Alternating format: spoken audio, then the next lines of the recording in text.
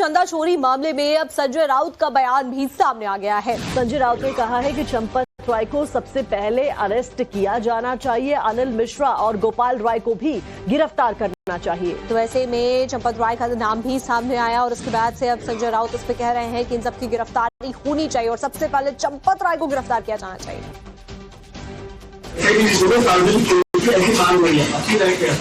हमारी राय क्या होगी? चंपत राय को सबसे पहले अरेस्ट करो, अनिल मिश्रा को अरेस्ट करो, गोपाल राय को अरेस्ट करो। जिसने वहां जमीनें खरीद कर ट्रस्ट को बेचा है वो अयोध्या के एक्स मेयर को अरेस्ट करो। ये छोटी मछली को आपने अरेस्ट किया है। राम मंदिर को लूटा है ये लोगों ने। ये सबसे बड़ा रामद्रोह है, सबसे बड़ा देशद्रोह भी है। अगर ये और कोई लोग करते तो आप पूरी भारतीय जनता पार्टी सड़क पर उतर हिंदुत्व खतरे में, हिंदुत्व खतरे में, तो आप क्या हिंदुत्व को चार चांद लग गए? बताइए। एसआईटी की रिपोर्ट सार्वजनिक करनी चाहिए, ये पहली बात है।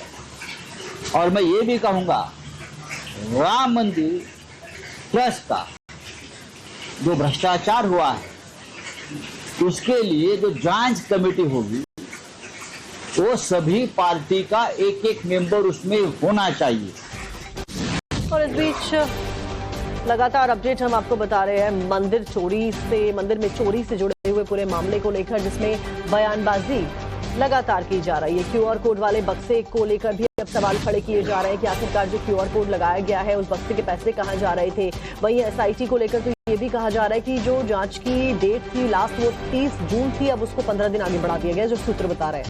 तो देखिए, अनिल मिश्रा की गिरफ्तारी होनी चाहिए और चंपत राय को अरेस्ट किया जाना चाहिए। संजय राउत की तरफ से भी ये बड़ा बयान सामने आया और राजनीति भी इस पूरे मामले में होती हुई नजर आ रही है, जहां पर विपक्षी पार्टियों की तरफ से लगातार हमला किया जा रहा है। और सबसे बड़ी बात जो कही जा रही है कि चंपत राय की गिरफ्तारी होनी चाहिए और सबसे पहले उनको अरेस्ट किया जाना चाहिए। ये संजय राउत भी एक प्रेस कॉन्फ्रेंस में कहते हुए नजर आए और रामद्रोह की बात भी उन्होंने कही कि राम मंदिर से चोरी करना, चढ़ावा चुराना रामद्रोह है। वहीं एक बड़ी खबर आपको बता दें, एसआईटी जांच की जो समय सीमा है वो बढ़ा दी गई है 15 जुलाई तक के लिए। अब एसआईटी को जो जांच का दायरा है वो बढ़ाने के लिए कह दिया गया है। 30 को दरअसल जो डेट थी वो आखिरी थी, यानी कि 30 जून को समय सीमा समाप्त हो रही थी जांच पड़ताल की। तो देखिए, अब 15 दिन जांच का जो समय है उसे बढ़ाया गया है। इसमें जितने भी सवाल बाकी है और कितने लोग इस पूरे दायरे में आते हैं उस सबको लेकर जांच की जानी है, क्योंकि पुलिस की तरफ से भी 70 से 80 लोगों को जांच के दायरे में रखा जा रहा है और जिन 8 लोगों की गिरफ्तारी हुई है उनसे जुड़े जितने भी लोग हैं उन सभी की जांच की जानी है। तो जून की शुरुआत में जैसे अखिलेश यादव ने गंभीर सवाल खड़े किए गए थे उनके द्वारा, तभी उसके बाद एसआईटी का गठन किया गया था। एसआईटी के गठन के बाद में ही जो ताबड़तोड़ गिरफ्तारियों का दौर था वो जारी होता है। एक सूची बाकायदा बनाई जाती है, सवाल जवाब का सिलसिला जारी रहता है। अब जो एसआईटी के डेट थी उसको बढ़ा दिया गया है, 15 दिन और ज्यादा टाइम दे दिया गया है एसआईटी को, ताकि और ज्यादा गहनता के साथ में कई सारे लोगों के साथ में जो जांच पड़ताल है, सवाल जवाब है, वो एसआईटी की टीम कर सके और कई सारे पहलुओं को मद्देनजर रख के आगे की जांच को बढ़ाया जा सके। जो पूरी घपलेबाजी की गई है इसमें किसके साथ में कनेक्शन किसका बना हुआ था और कैसे पूरी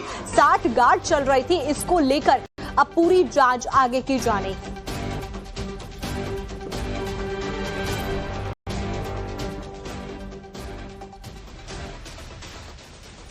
और देखिए, तस्वीर आपको दिखा रहे हैं, ये वो पूरा बक्सा है जिसके अंदर से जो नकदी है उसको जब्त किया गया है। तो देखिए, फिलहाल जो क्यूआर कोड वाला बक्सा है जिसपे आपको ताला लगा हुआ नजर आ रहा है, ये भी सवालों के घेरे में बना हुआ देखा जा रहा है। दरअसल इसके ऊपर जो क्यूआर कोड बना हुआ है उसके ऊपर राम राज्य कोष लिखा हुआ है। बकायदा पेटीएम का एक क्यूआर कोड है, यानी कि जब कोई भी भक्त इस क्यूआर कोड को स्कैन करता है तो पैसा अकाउंट में जाता है। लेकिन सवाल ये कि आखिरकार किसके अकाउंट में ये पैसा जा रहा था। तो ऐसे में जो अकाउंट लिंक है उन सबकी भी जांच की जानी है। हालांकि जो योगा सेंटर चलाते हैं और जो वहां काम करने वाले टीचर्स हैं उनका ये कहना है कि इस बक्से का और इस स्कैनर का कोई भी ताल्लुक जो पूरा चढ़ावा चोरी का मामला सामने आया है उससे नहीं है, लेकिन आगे की जांच अभी जारी है। तो अविनाश शुक्ला हो, अनिल मिश्रा हो या फिर चंपत राय हो, सभी से जो जांच पड़ताल है, सवाल जवाब है, वो एसआईटी की टीम कर रही है। कई और भी लोगों